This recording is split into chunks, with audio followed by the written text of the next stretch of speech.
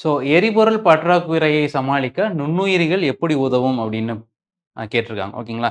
So நம்ம last டெஸ்ட்ல வந்து பார்த்தோம். எல்லா நாகரிகங்களும் வந்து பார்த்தீங்க அப்படின்னா வந்து, அந்த எரிபொருள் இல்லன்னா எரிசக்தி எவ்வளோ எஃபிஷியன்ட்டா யூஸ் பண்றாங்களோ, அதுக்கேத்த மாரி தான் அதோட தொழில்நுட்ப வளர்ச்சியும், அடுத்த கட்டத்துக்கான நகர்வும் இருக்கும் அப்படின்ட்டு.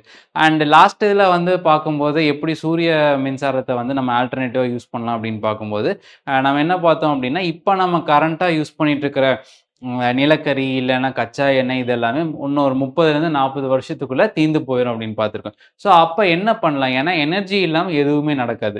ஸோ பேசிக்கா ஃபர்ஸ்ட் என்ன பண்ணணும் அப்படின்னா வந்து பார்த்தீங்க அப்படின்னா வந்து, நம்ம ஆல்டர்னேட்டிவ் சோர்ஸ் ஆஃப் எனர்ஜி இது பண்ணணும். ஆல்டர்னேட்டிவ் சோர்ஸ் ஆஃப் எனர்ஜின்னு நம்ம பார்க்கும்போது விண்ட் எனர்ஜி, அதுக்கப்புறம் வந்து பார்த்தீங்கன்னா சோலார் எனர்ஜி எல்லாம் இருக்கு.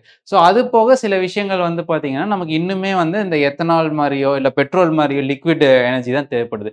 ஸோ அதுக்கு என்ன ஆல்டர்னேட்டிவ் என்ன பண்ணலாம் அப்படின்னு வந்து பார்த்தீங்க அப்படின்னா வந்து, ஒரு முக்கியமான இது வந்து பார்த்தீங்க அப்படின்னா வந்து நுண்ணுயிரிகள், மைக்ரோ ஆர்கானிசம்ஸ் ஓகேங்களா? ஸோ நம்ம ஆல்ரெடி வந்து நம்ம ஒரு 2, 3 டெஸ்ட்டுக்கு முன்னால வந்து பார்க்கும்போது வந்து, மைக்ரோ ஆர்கானிசம்ஸ் வந்து பார்த்தீங்கன்னா டீகம்போஸ் பண்ணும். டீகம்போஸ் அப்போ வந்து டீமினரலைசேஷன், ஹியூமிஃபிகேஷன், கெட்டபாலிசம் இதெல்லாம் பண்ணும் அப்படின்ட்டு. ஸோ அது பண்ணும்போது வந்து பார்த்தீங்கன்னா, சம்டைம்ஸ் வந்து எல்லா வாட்டி கார்பன் டை ஆக்சைடு, வாட்டர் வராது. சம்டைம்ஸ் மீத்தேன் வரும். சில தடவ வந்து பார்த்தீங்கன்னா, எத்தனால் வரும். Bio ethanol.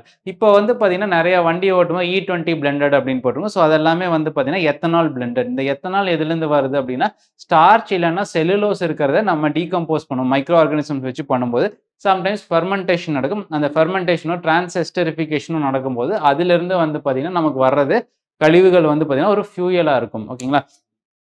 ஸோ இத வந்து பார்த்தீங்கன்னா, நம்ம பயோஃபியூயல்ஸ் அப்படின்னு சொன்னோம். பயோஃபியூயல்ஸ்ல வந்து பார்த்தீங்கன்னா, பல ஜெனரேஷன்ஸ் இருக்கு. இப்போ 1 ஜெனரேஷன், 2ண்ட் ஜெனரேஷன், 3rd ஜெனரேஷன், 4த் ஜெனரேஷன்.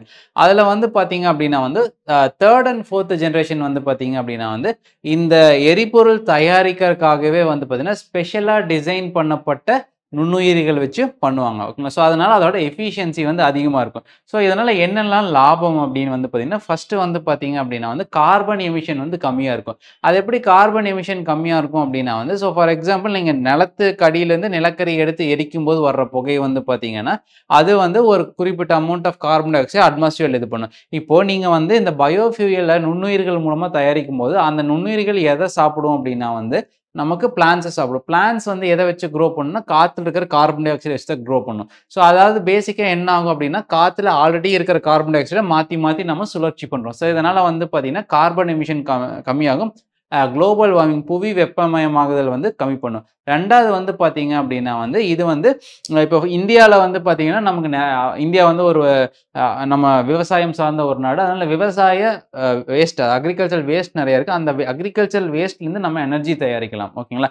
அது ஒண்ணு. அந்த அக்ரிகல்ச்சர் வேஸ்ட்லேருந்து எனர்ஜி தயாரிக்கும்போது என்ன ஆகும் அப்படின்னா வந்து, நமக்கு இறக்குமதி வந்து கம்மியாகும். இறக்குமதி கம்மியாகும்போது நமக்கு வந்து அந்நிய செலாவணி, அதாவது ஃபாரின் எக்ஸ்சேஞ்ச் நம்ம கைய விட்டு போறத கம்மி பண்ணலாம். ஸோ இதெல்லாம் போக இது எல்லாமே வந்து கிரீன் சோர்ஸ் ஓகேங்களா? ஸோ இது வந்து அதாவது சுற்றுச்சூழல் மாசுபாடு கம்மியா இருக்கிறது. நம்ம நார்மலா பெட்ரோல் எரிக்கும்போது வர்றத விட, நம்ம வந்து ஒரு மீத்தேனோ, எத்தனாலோ நம்ம பர்ன் பண்ணோம் அப்படின்னா, அதுல வர்ற கார்பன் எமிஷன்ஸ் வந்து ரொம்ப கம்மியா இருக்கு. இதெல்லாம் இதோட அட்வான்டேஜ். ஸோ இதுல என்ன டிஸ்அட்வான்டேஜ் அப்படின்னா வந்து, ஃபர்ஸ்ட் இது வந்து இது ஒரு காஸ்ட்லியான டெக்னாலஜி. எல்லார்னாலயும் நம்ம பண்ண முடியாது. ஓகேங்களா? ஸோ அந்த காஸ்ட் வந்து ஒரு பெரிய விஷயம். 2வது வந்து இதுல நெறைய ரிசர்ச் ஆராய்ச்சி வந்து நெறைய தேவைப்படுது. அதே மாரி வந்து பார்த்தீங்க அப்படின்னா வந்து, இதோட எஃபிஷியன்சி இப்போ வரைக்கும் வந்து பார்த்தீங்கன்னா கம்மியா இருக்கு. அதாவது உங்களுக்கு அ என்னால வந்து ஒரு 10 லிட்டர் பெட்ரோலையோ, டீசலையோ ஈஸியா எடுக்க முடியும். ஆனா வந்து அந்த டிரான்ஸ் எஸ்டரிஃபிகேஷன் மூலமாவோ, அந்த எத்தனால் புரொடியூஸ் பண்றது வந்து பார்த்தீங்க அப்படின்னா, அந்த 10 லிட்டர் எத்தனால் புரொடியூஸ் பண்றதுக்கு எனக்கு நெறைய டைம் ஆகும். ஸோ இது எல்லாமே வந்து பார்த்தீங்கன்னா, உங்களுக்கு அதோட டிஸ்அட்வான்டேஜ் ஓகேங்களா? ஸோ நேஷனல் பயோஃபியூயல் பாலிசின்னு ஒண்ணு இருக்கு. ஸோ கவர்ன்மெண்ட் வந்து அத கொண்டு வந்து அது மூலமா வந்து பார்த்தீங்கன்னா, நம்ம அதிகமா பயோஃபியூயல் யூஸ் பண்ண வைக்கிறாங்க. ஸோ கொஞ்ச நாளுக்கு முன்னால வந்து பார்த்தீங்கன்னா, E10 பெட்ரோல யூஸ் பண்ண சொன்னாங்க. அதாவது 90% பெட்ரோலும் 10% எத்தனாலும் பிளெண்ட் ஆயிருக்கும். இப்ப E20 வரைக்கும் வந்துருச்சு. பிரேசில்லாம் E100 வரைக்குமே யூஸ் பண்றாங்க. ஓகேங்களா? ஸோ இதனால வந்து பார்த்தீங்க அப்படின்னா வந்து, நமக்கு ஏகப்பட்ட நன்மைகள். ஸோ அடுத்து வந்து பார்த்தீங்கன்னா, dam failures. So dam failures வந்து பார்த்தீங்கன்னா, மிகப்பெரிய பாதிப்ப ஏற்படுத்துது. குறிப்பா வந்து பார்த்தீங்கன்னா, அணையோட கீழ்ப்பகுதி ஓகேங்களா? ஸோ டேம் ஃபெயிலியர்ஸ் எதனால நடக்குது? இயற்கை காரணங்கள் இருக்கு, செயற்கை காரணங்கள் இருக்கு. ஸோ இயற்கை காரணங்கள் என்னெல்லாம்? ஒரு நிலநடுக்கமோ, இல்ல வந்து திடீர்னு ஒரு வெள்ளமோ, அதிகமான அளவு மழை பெய்யறது, இல்ல அந்த டேம் வந்து பார்த்தீங்கன்னா, பொதுவாவே 2 மலைகளுக்கு நடுவுல கட்டியிருப்பாங்க. அந்த சைடு இருக்க ஸ்ட்ரக்சர்ஸ் வீக் ஆகுது. இது எல்லாமே இயற்கையால. ஸோ செயற்கையாலனா ரொம்ப பழசா இருக்காது. ப்ராப்பரா சரியா கட்டாது.